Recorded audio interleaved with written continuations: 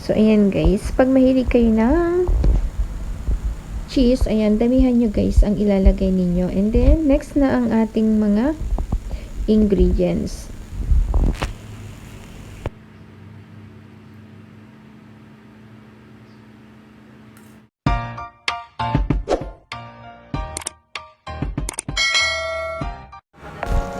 So, ayan guys, ito ang ating mga ingredients ng Deluxe Seafood Pizza. So, simple lang guys ang dough ng ating pizza. So, sa mainit na tubig or maligamgam na tubig, ayan, maglagay muna tayo ng konting asukal at salt. Then, ilalagay na natin ang ating yeast. So, hayaan muna natin ito guys ng mga 5 minuto. So, haluin lang natin and let it rest for 5 minutes. So, napakasimple guys ang ating dough ng pizza. Ito ang ating ingredients. Ayan, meron tayong shrimp and then squid and yung ating tahong. So, unahin natin yan guys. Habang hinihintay natin ang ating yeast mixture, ikakat na natin ang ating chili or yung ating bell pepper. So, hindi yan straight ang pagkat ko dito guys kasi gagamitin natin itong pang-design ng ating pizza. So, bale guys, yung design nitong pizza natin, nakita ko lang ito sa Pizza Hut. Hindi ako sure kung magiging okay ang outcome ng ating pizza.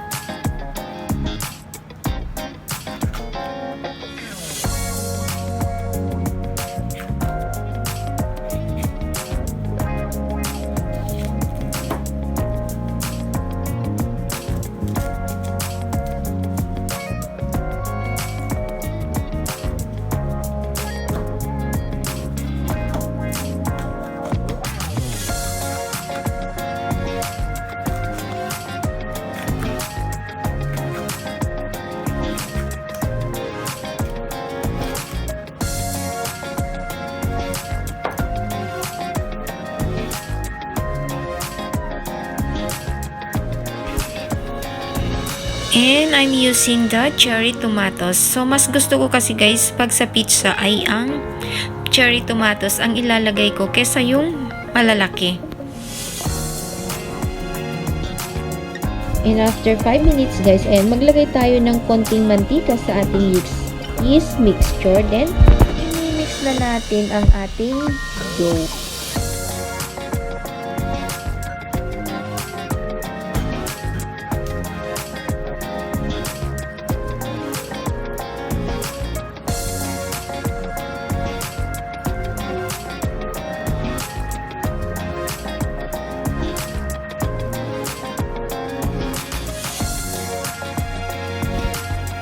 So, ayan guys. Sobrang simple ang ating dough ng ating pizza. Hindi kagaya ng pag gumagawa po tayo ng tinapay na kailangan natin itong masahin. Ito guys, as long as na nag-combine together na yung ating or makabuo tayo ng round. Ayan. Ganyan na yan guys. Hindi na natin ito kailangan masahin. So, pag okay na, ayan, maglalagay tayo ng konting mantika. Ayan. Then, ipapaalsa natin ito ng mga 10 minuto. Hindi gaya ng pag gumagawa tayo ng tinapay, kailangan nating paalsahin ng mga 45 to 1 hour. So, ayan guys, tatakpan lang natin ito at hayaan natin itong umalsa ng mga 10 minuto. So, ayan guys, after 10 minutes, ayan, maglagay tayo ng konting flour. And then, i-flatten na po natin.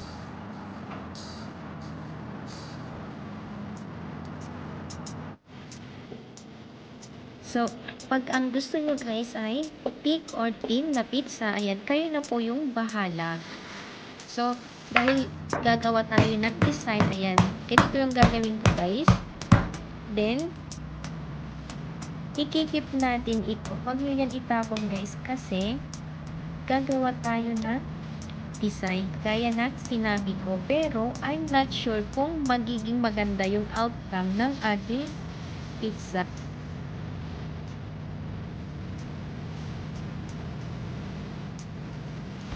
Ayan, maglagay tayo ng konting oil sa ating tray.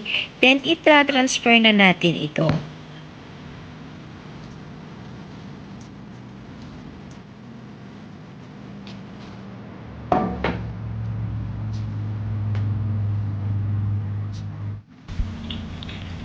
Then, ito yung natira natin kanina na dough, guys. So, ayan. Ang gagawin ko dito, ayan, hati-hatiin ko ito. At ito yung gagawin natin pang-design sa ating pizza.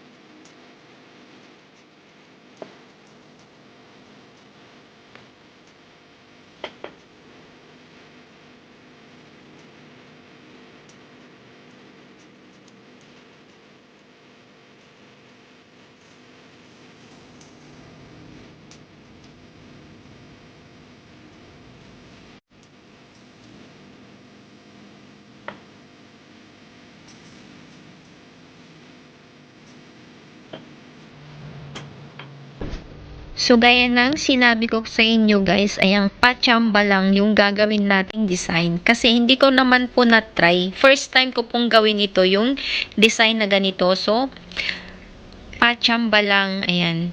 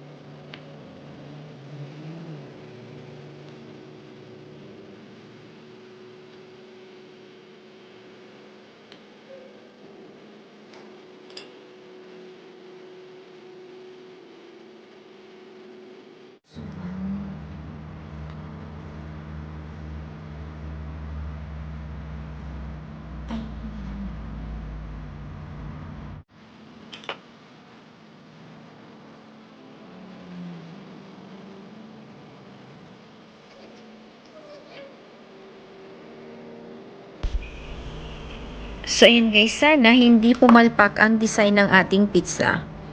So, ganito lang yung gagawin ko. Ayan. Tapos, lalagay ko yan sa gilid. Kasi gusto ko guys, pag ikakat natin ito ay magfo-form na puso. So, bale para pwede nyo itong gawin sa Valentine's Day. So, ayan. Maglagay na tayo ngayon ng konting ketchup. Pero kung gusto nyo po guys ng medyo madami yung ketchup, ayan, pwede kayong magdagdag.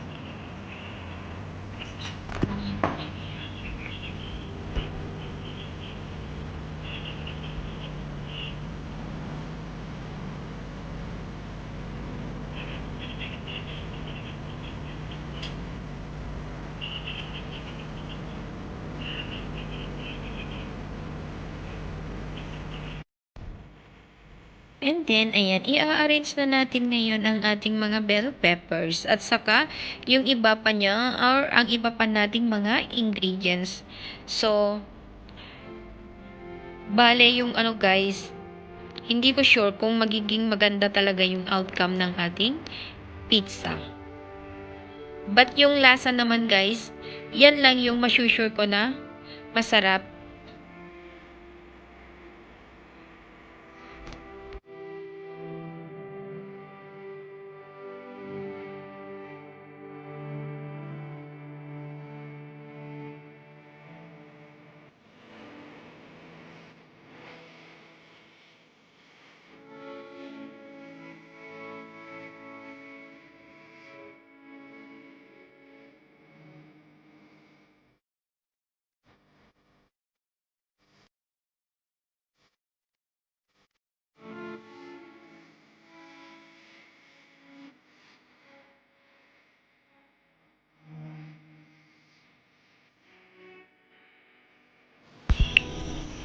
And next natin guys ay ang ating mozzarella cheese. So sa mga mahilig yan ng cheese guys, ayan, pwede nyong damihan kasi mas masarap guys pag madaming mozzarella cheese.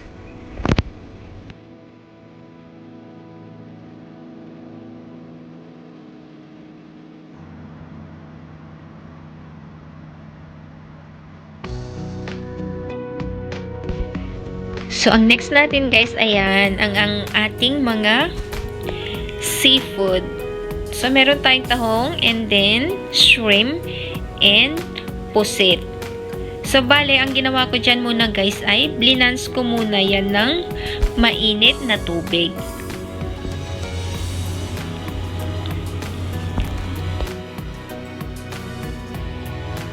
And then, para mas mabango, ayan, mag-sprinkle tayo ng konting black pepper.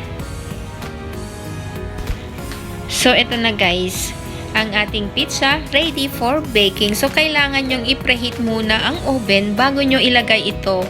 At, i-bake natin ito ng 15 to 20 minutes. So, ito na guys ang ating deluxe seafood pizza.